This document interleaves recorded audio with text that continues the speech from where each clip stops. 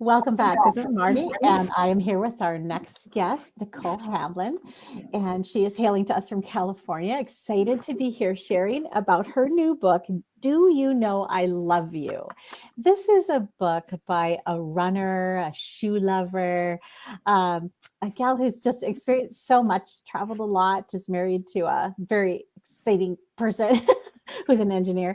And she's written this wonderful book for us to help us understand how to love God more, how to feel his love more. Welcome to you, Nichole.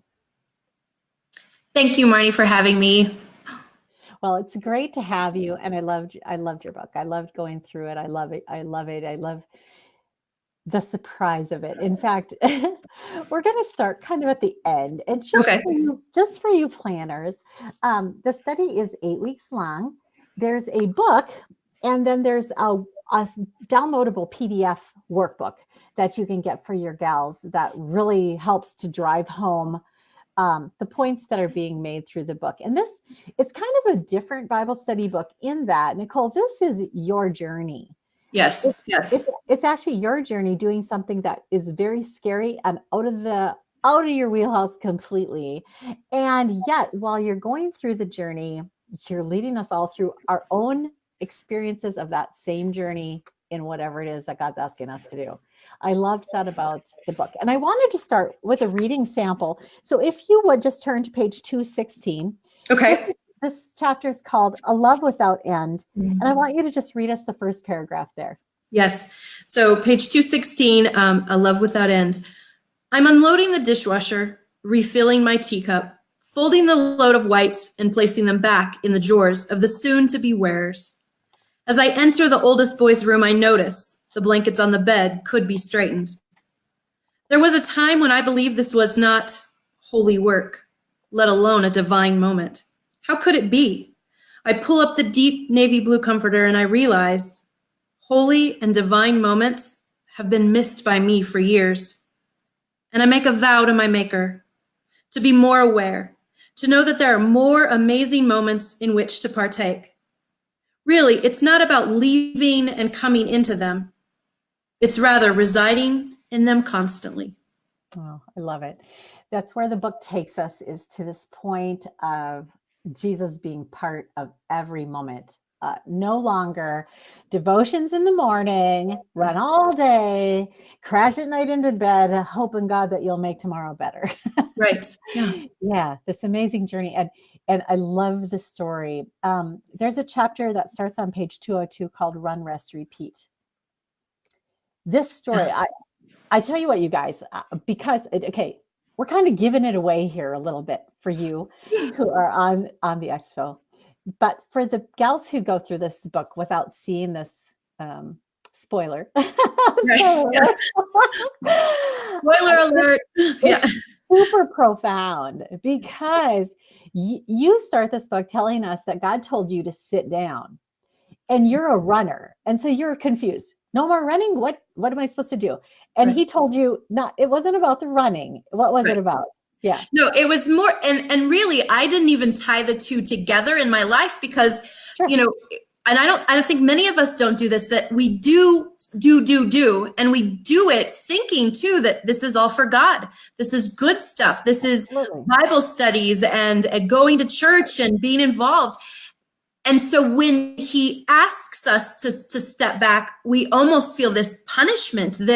Was I doing it wrong? Was it not the right things?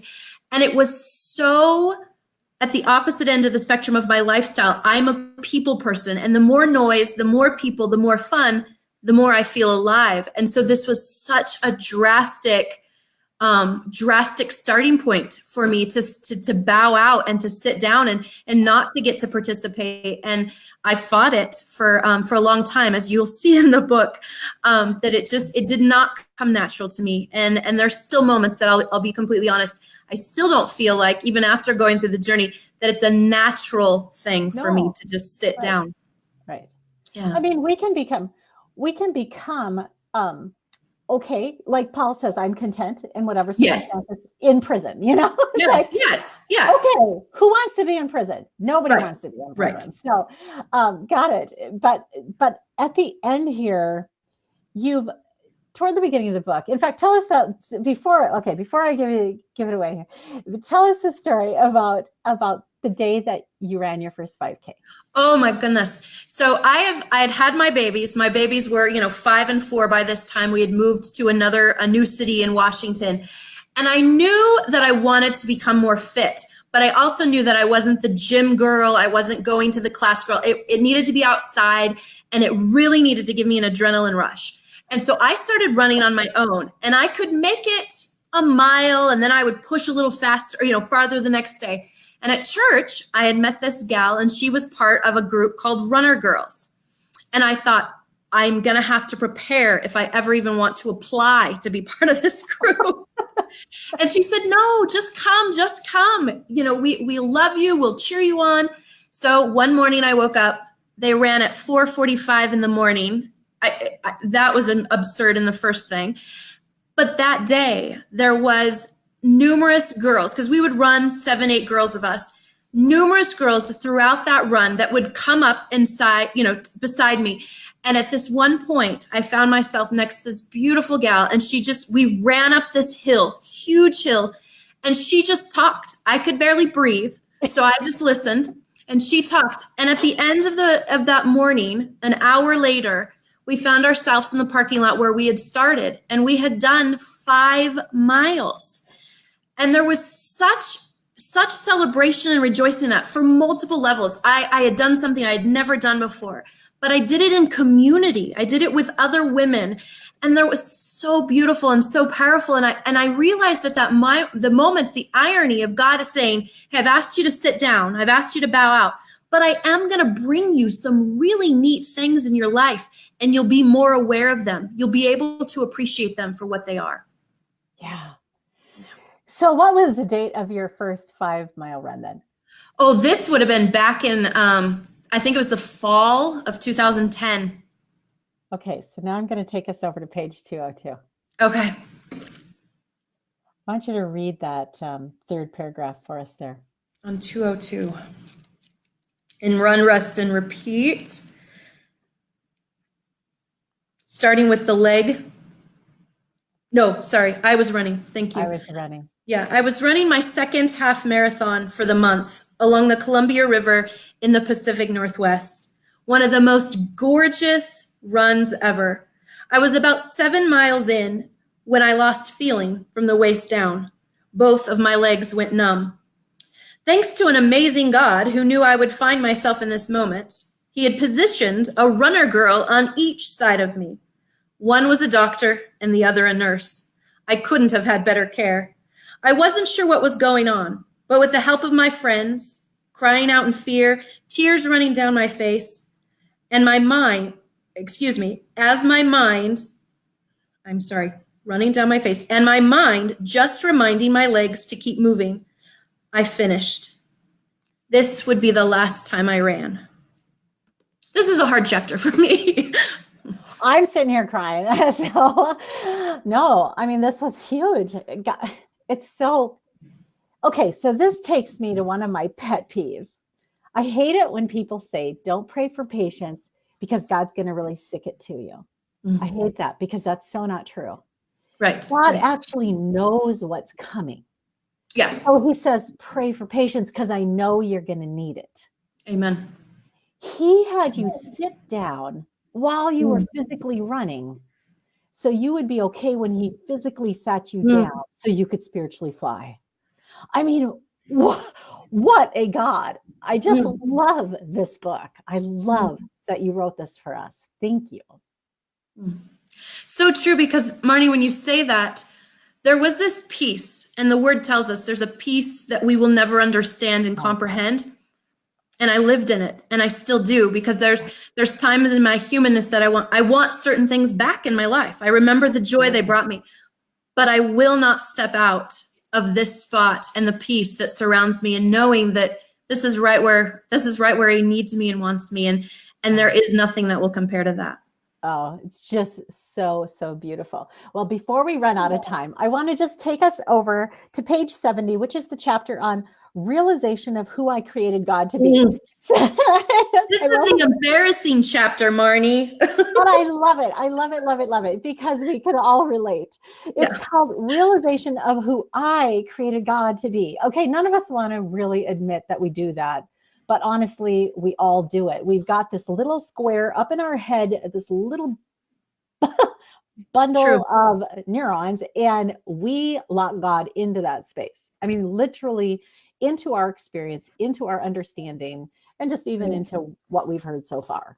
You know, Yeah. so in this chapter, you really just directly approach it. You say you created God to be judgmental, incomplete, and withholding of forgiveness.